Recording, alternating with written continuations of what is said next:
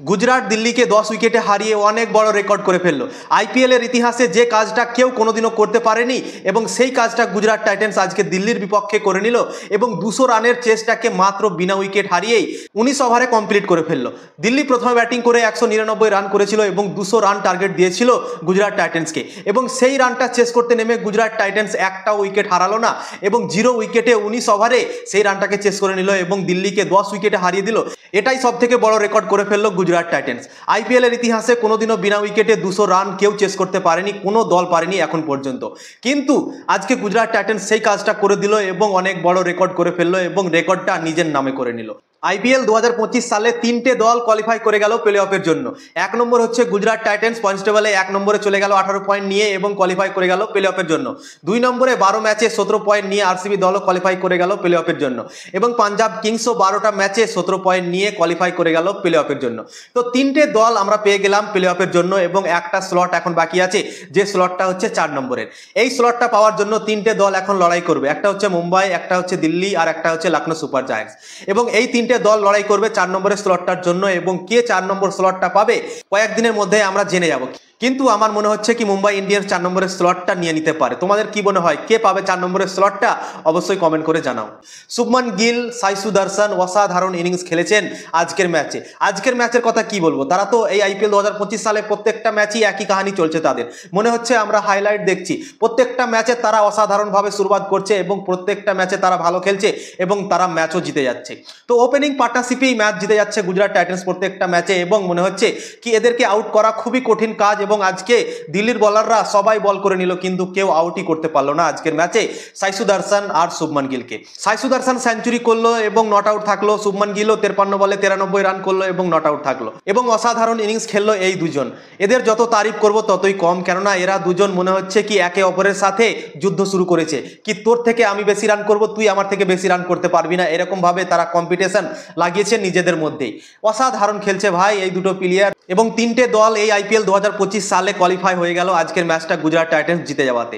কে 4 নম্বরের জায়গাটা পাবে সব থেকে বড় প্রশ্ন এখন, এবং 21 তারিখে দিল্লি আর মুম্বাইয়ের মধ্যে ম্যাচ আছে এবং অনেক বড় ম্যাচ হতে চলেছে সেই ম্যাচটা, কেননা ওই ম্যাচটাই ডিসাইড করবে কি কে 4 নম্বরের জায়গাটা নিতে পারে। তো মুম্বাই আর দিল্লির মধ্যে ম্যাচ আছে 21 তারিখ, এবং সেই ম্যাচটা যেই জিতবে সেই হয়তো 4 নম্বরের স্লটটা পেয়ে যেতে পারে, এরকম সম্ভাবনা থাকতে পারে।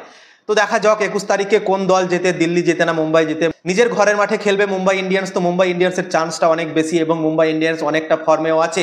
তো ভাবা যাচ্ছে কি দিল্লি যেভাবে আজকে ম্যাচ হারলো 200 রান করার পরেও তারা একতরফা হেরে গেল গুজরাটের কাছে, তো তাদের মনোবল একটু ডাউন হবে। তো আশা করব কি মুম্বাই ইন্ডিয়ান্স ফেভারিট থাকবে দিল্লি আর মুম্বাইয়ের ম্যাচটাতে। এবং আরও একটা আজকে ম্যাচ হলো পাঞ্জাব আর রাজস্থানের মধ্যে, এবং পাঞ্জাব কিংস প্রথমে ব্যাটিং করে 219 রান করেছিল এবং 220 রানের টার্গেট দিয়েছিল এবং অসাধারণ ইনিংস খেলেছিল আজকে নেহাল বাদেরা, তারপর শশাঙ্ক সিং, এরা দুজন অসাধারণ ব্যাটিং করেছিল, 50 রান করেছিল এবং পাঞ্জাব কিংসকে অসাধারণ একটা স্কোরে নিয়ে গেছিল। এবং 220 রান টার্গেটটাকে চেস করছিল রাজস্থান রয়্যালস এবং 14 বছরের ছেলে বৈভব সূর্যবংশী এবং এসএসবি জয়সওয়াল, এরা দুজন অসাধারণভাবে শুরুয়াত দিল। 76 রানের পার্টনারশিপ করলো, 4 ওভার 5 বলেই 76 রানের পার্টনারশিপ তারা করে ফেলেছিল, এবং বৈভব সূর্যবংশী 15 বলে 40 রান করে আউট হয়ে গেল, এবং 6 ওভারে পাওয়ার প্লেতে 89 রান রাজস্থান রয়্যালস করে নিল, এবং মনে হচ্ছিল কি খুব সহজেই রান চেস করে দেবে 220 রানের টার্গেটটাকে। কিন্তু তারপর যে উইকেট পড়তে লাগলো, লাগাতার উইকেট পড়তে লাগলো এবং 10 রানে রাজস্থান ম্যাচ হেরে গেল। আইপিএল 2025 সালে রাজস্থানের এরকমই হচ্ছে, প্রত্যেকটা ম্যাচে ভালো শুরুয়াত পাচ্ছে ওপেনিংয়ে এবং মিডিল অর্ডাররা কাজ করতে পারে না এবং উইকেট হারিয়ে দিচ্ছে মিডিল ওভারে, দিয়ে তারা লাস্ট মুহূর্তে গিয়ে ফিনিশ করতে পারছে না এবং ম্যাচগুলো হেরে যাচ্ছে। তো 4-5টা ম্যাচ আমি দেখলাম জিতা ম্যাচ তারা হেরে গেল।